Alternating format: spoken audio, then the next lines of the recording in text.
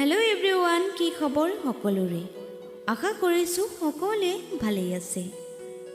আজি মই প্ৰীতিয়ে আকৌ এবাৰ আপোনালোকৰ মাজলৈ লৈ আহিছোঁ এটি নতুন কবিতা।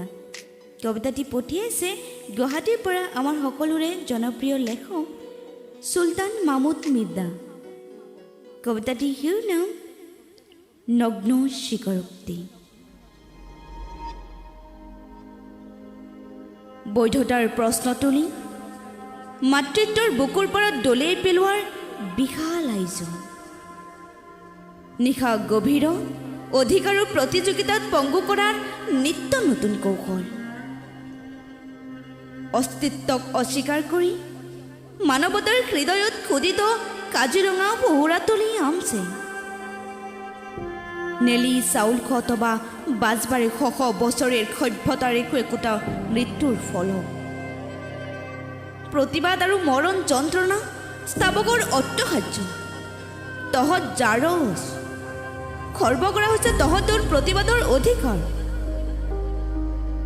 ৰজাগৰীয়া ৰাজা অসম মাতৃৰ সকলো সন্তানেই সুৰক্ষিত, জাতি মাটি ভেটিৰ শ্লৈকান উজলি উঠে পাহাৰ ভৈয়াম আৰু বৰা, আশ্বাস্ত হোৱাৰ জোখাৰে উচ্চ নহয় ৰজাগৰীয়া ৰাজশ্বাসৰ দেৱাল, ৰঙা চন্দনৰ ফুটৰ তেজক্ৰিয়া যিকোনো মুহূৰ্ততে নিশেষ হ'ব ৰদ বৰষুণৰ মানুহবোৰ। অকস্মাতে আহিব পাৰে এজাক গুণাম চিৰাচিৰ কৰিবলৈ আইৰ বুকু, বিশ্বাস অবিশ্বাসৰ জলিত যিয়ে ওলোমাই থৈ যাব তোমাৰ মোৰ আৰু আমাৰ ভাতৃত্ব।